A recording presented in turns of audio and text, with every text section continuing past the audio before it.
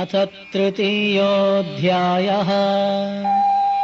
अर्जुन उवाच ज्ञायसि चेत् कर्मणस्ते मता बुद्धिर्जनार्दन तत्किं कर्मणि घोरे मां नियोजयसि केशव। व्यामिश्रेणेव वाक्येन बुद्धिं मोहयसीव मे। तदेकं वद निश्चित्य येन श्रेयोऽहमाप्नुयाम्। श्रीभगवानुवाच लोकेऽस्मिन् द्विविधा निष्ठा पुरा प्रोक्ता मया नघ। ज्ञानयोगेन साङ्ख्यानां कर्मयोगेन योगिना। न कर्मणामनारम्भात् नैष्कर्म्यं पुरुषोऽश्नुते। न च सन्न्यसनादेव सिद्धिं समधिगच्छति।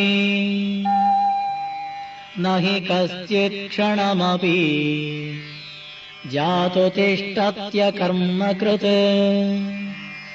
कार्यते ह्यवशः कर्म सर्वः प्रकृतिजैर्गुणैः। कर्मेन्द्रियाणि संयम्य य आस्ते मनसा स्मरन् इन्द्रियार्थान् विमूढात्मा मिथ्याचारः स उच्यते।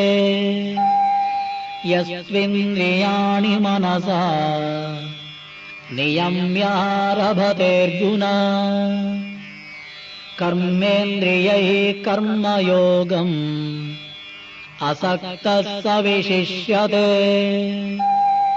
नियतं कुरु कर्म त्वं कर्म ज्यायो ह्यकर्मणः। शरीरयात्रापि च ते न प्रसिद्ध्येद कर्मणः।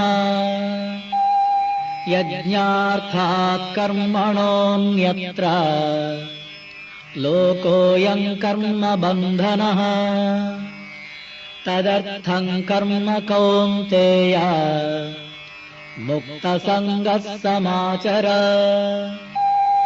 सह यज्ञाः प्रजा सृष्ट्वा पुरोवाच प्रजापतिः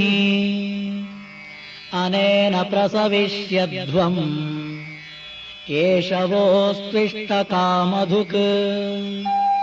देवान् भावयतानेन ते देवा भावयन्तु वः। परस्परं भावयन्तः श्रेयः परमवाप्स्यथ। इष्टान् भोगान् हि वो देवाः दास्यन्ते यज्ञभाविताः। तैर्दत्तानप्रदायैभ्यः यो भुङ्क्तेस्तेन एव सः। यज्ञशिष्टाशिनः सन्तः मुच्यन्ते सर्वकिल्बिषैः। भुञ्जते ते त्वघं पापाः ये पचन्त्यात्मकारणात्। अन्नाद्भवन्ति भूतानि पर्जन्यादन्नसम्भवः। यज्ञाद्भवति पर्जन्यः यज्ञः कर्मसमुद्भवः। कर्म ब्रह्मोद्भवं विद्धि ब्रह्माक्षरसमुद्भवम्। तस्मात् सर्वगतं ब्रह्म नित्यं यज्ञे प्रतिष्ठितम्। एवं प्रवर्तितं चक्रम् नानुवर्तयति यः। अघायुरिन्द्रिया रामः मोघं पार्थ स जीवति।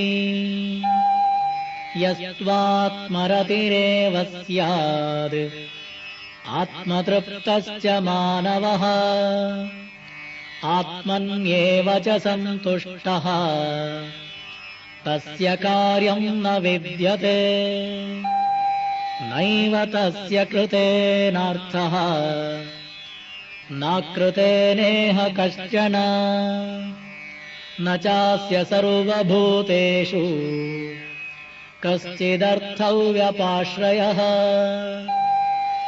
तस्मादसक्तः सततम् कार्यं कर्म समाचर असक्तो ह्याचरन् कर्म परमाप्नोति पूरुषः कर्मणैव हि संसिद्धिम् आस्थितः जनकादयः लोकसङ्ग्रहमेवापि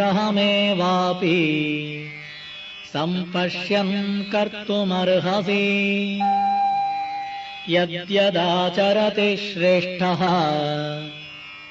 तत्तदेवेतरो जनः स यत्प्रमाणं कुरुते लोकस्तदनुवर्तते न मे पार्थास्ति कर्तव्यम् त्रिषु लोकेषु किञ्चन नानवाप्तमवाप्तव्यम् वर्त एव च कर्मणि यदि ह्यहं न वर्तेयम् जातु कर्मण्यतन्द्रितः मम वर्त्मानुवर्तन्ते मनुष्याः पार्थ सर्वशः उत्सीदेयुरिमे लोकाः न कुर्यां कर्म चेदहम् शङ्करस्य च कर्ता स्याम् उपहन्यामि मा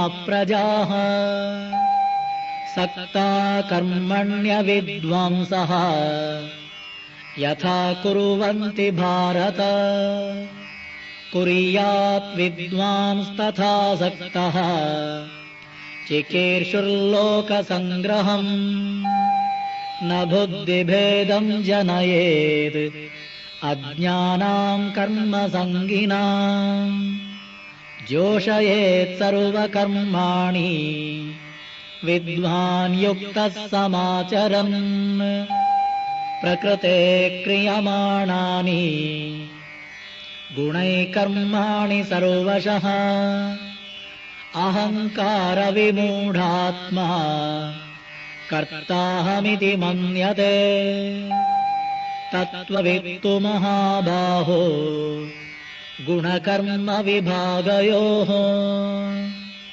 गुणागुणेषु वर्तन्ते इति मत्वा न सज्जते प्रकृतेर्गुणसम्मूढाः सज्जन्ते गुणकर्मसु तान् कृत्स्नविदो मन्दा कृत्स्नविन्न विचालयेत् मयि सर्वाणि कर्माणि सन्न्यस्याध्यात्मचेतसा निराशीर्निर्ममो भूत्वा युध्यस्व विगतज्वरः ये मे मतमिदं नित्यम् अनुतिष्ठन्ति मानवाः श्रद्धावन्तो न सूयन्तः मुच्यन्ते तेऽपि कर्मभिः ये त्वेतदभ्यसूयन्तः नानुतिष्ठन्ति मे मतम् सर्वज्ञानविमूढांस्तान् विद्धि नष्टान् चेतसः सदृशं चेष्टते स्वस्याः प्रकृतेर्ज्ञानवानपि प्रकृतिं यान्ति भूतानि निग्रहः किं करिष्यति इन्द्रियस्येन्द्रियस्यार्थे रागद्वेषौ व्यवस्थितौ तयोर्नवशमागच्छेत् तौ ह्यस्य परिपन्थिनौ श्रेयां स्वधर्मो विगुणः परधर्मात् स्वनुष्ठितात् स्वधर्मे निधनं श्रेयः परधर्मो भयावहः। अर्जुन उवाच अथ केन प्रयुक्तोऽयम् पापञ्चरति पूरुषः अनिच्छन्नपि वार्ष्णेय बलादिव नियोजितः। श्रीभगवानुवाच काम एष क्रोध एषः रजोगुणसमुद्भवः महाशनो महापाप्मा विद्येनमिह वैरिणम् धूमेनाव्रियते वह्निः यथादर्शो मलेन च यथोल्बेनावृतो गर्भः तथा तेनेदमावृतम् आवृतम् ज्ञानमेतेन ज्ञानिनो नित्यवैरिणा कामरूपेण कौन्तेय दुष्पूरेणानलेन च इन्द्रियाणि मनो बुद्धिः अस्याधिष्ठानमुच्यते एतैर्विमोहयत्येषः ज्ञानमावृत्य देहिनम् तस्मात् त्वमिन्द्रियाण्यादौ नियम्य भरतर्षभ पाप्मानं प्रजहिह्येनम् ज्ञानविज्ञाननाशनम् इन्द्रियाणि पराण्याहुः इन्द्रियेभ्यः परं मनः मनसस्तु परा बुद्धिः यो बुद्धेः परतस्तु सः एवं बुद्धेः परं बुद्ध्वा संस्तभ्यात्मानमात्मना जहि शत्रुं महाबाहो कामरूपं दुरासदम् ॐ तत्सदिति श्रीमद्भगवद्गीतासु उपनिषत्सु ब्रह्मविद्यायां योगशास्त्रे श्रीकृष्णार्जुनसंवादे कर्मयोगो नाम तृतीयोऽध्यायः।